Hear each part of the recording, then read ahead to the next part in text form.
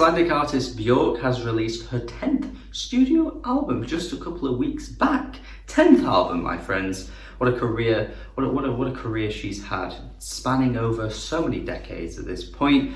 And it is such a good job that I released my worst to best ranking of her discography earlier this year, because it definitely is no longer relevant now, isn't it? Because I only did her 9 albums and now she's got 10. Yay! And I've been hyped for this album, Fossora, here. I was interested in all of the artwork that was released before the album came out, all of the kind of photo shoots she was doing. It looked incredibly strange, surreal and magical all at the same time, which honestly describes Björk down to a T, doesn't it really? All of those words match her as an artist, as a personality, as a musician, as a creative so perfectly. And I was interested to see where we go, because I thought Atopos was a good opening single, a good lead single, and it is the opening track to this album. But then Ovule came out and I wasn't too sure about that one, so I was sort of like wondering where this album was going to take us, what Björk was going to do for this album. It was all very interesting and bizarre, just like you'd expect from anything Björk puts out. Very much the definition of not being able to make heads or tails or whatever the hell she's trying to do. But yeah, we've got some really interesting moments across this whole album, and it does come together quite well, but I will say it's took a few listens for it to really grow on me and for me to really appreciate what she's going for, and I'm still not entirely sure if the whole thing lands perfectly, especially for the standards I would generally set for Björk.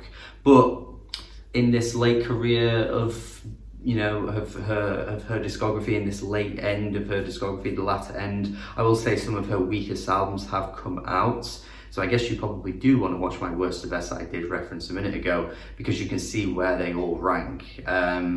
And yeah, honestly, I'd say this ranks in the lower half of her discography as well. I think for me at times the album, tracks like, Mycelia and Ovule are interesting moments that just feel a bit thin and bare, which is where the album kind of falls and drags a bit down for me. I'm just not feeling just the sort of minimalist approach that these tracks take. I think when the album goes a bit fuller and there's, filled with brimming and strange ideas that come through in the vocals and the production, particularly the production, I think that's one of the key aspects of what carries Björk's albums, because we know her voice is so surreal and strange, and when you've just got tracks focusing only on that, like Ovule, it just kind of gets a bit dull and a bit boring, to be honest. The enunciation that she gives us is still absolutely fantastic and provides so many interesting ways to say words that only Björk would say, and only pronounce them in ways she'd say. It's great for that aspect of it,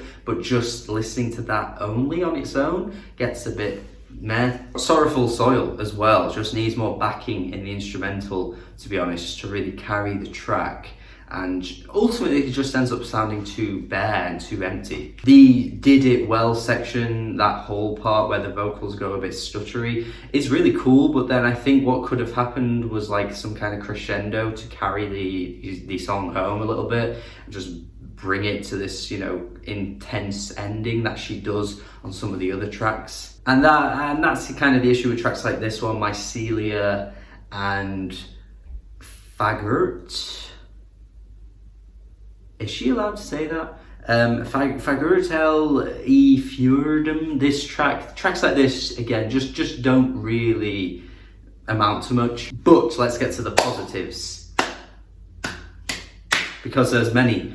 The Atopos opening track, very jaunty, very elusive, very strange. Just a really odd track that I think the drum patterns and the weird sort of percussion elements just add so much character to the song, man. I really like this one. I've seen a few people say this is one of the weaker ones, or they weren't as keen on it, but I really thought this track offers quite a lot. The wonky wobble of it all is so jaunty and weird. I really like this one. Ancestress as well, because this one I need to highlight. It is so grandiose. The chimes and the bells sounds also beautiful, honestly, and it just adds so much wonder to the instrumental. And there's a few other tracks that do this as well, where like the instrumental is just so full and larger than life that I can't help but be swept up by it. Fungal City has a playful little melody. There's some tracks as well, like Victimhood and the track Fossora, the title track, that have such intense instrumentals that I really, really like the sound of. Like the troubled sort of weirdness and kind of like anxiety-inducing feeling that you get from these two tracks is really chilling and strange. Victimhood sounds honestly like something that would play in the background of like War of the Worlds or something, you know, those kind of intense scenes where those weird creatures are sort of crawling through.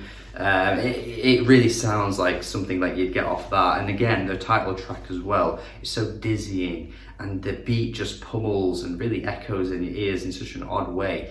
It becomes this point of the album where I'm thinking, every time this Casamin artist is featured on one of these tracks, it provides one of the best moments on the album. And that is something that's pretty noticeable throughout every track that Casamin is on. Troller, but that track for me where, you know, like the creepy angle of everything just feels like the album cover's coming to life, and those mushroom plant things are starting to become these own entities that are growing and just destroying the universe or something like that.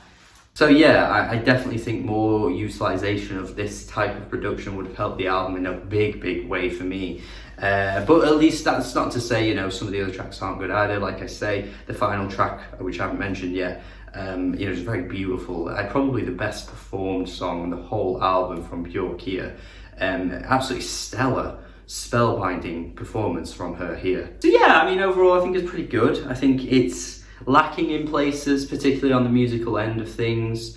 And as much as I like a lot of these tracks, it's really hard to put them up against most of her best in her discography. Like, I just struggle to really find myself, you know, picking out songs from this album and thinking, this is going to be like, you know, one of the best Björk albums ever, because I just don't know if anything lives up to that. So overall, it kind of drags down my score a little bit and makes me sort of hope and maybe disappointed that, you know, the best moments weren't kind of utilized more, and it makes me want that, to hear those production elements like from Casamin on this album more and more. It makes me hopeful for more of those, but I can't act like the whole album provides me a lot of that.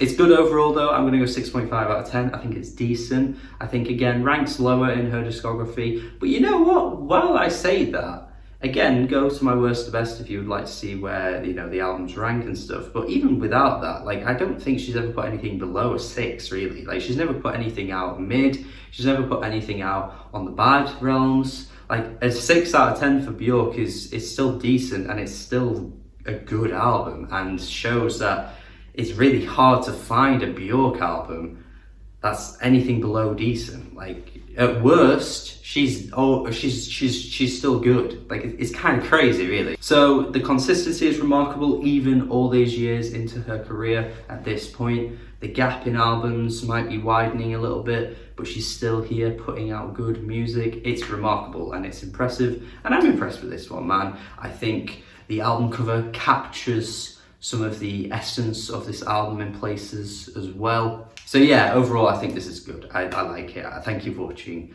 As always, please let me know your thoughts in the comments if you agree, disagree. Do have a good day. Subscribe if you haven't already, and goodbye.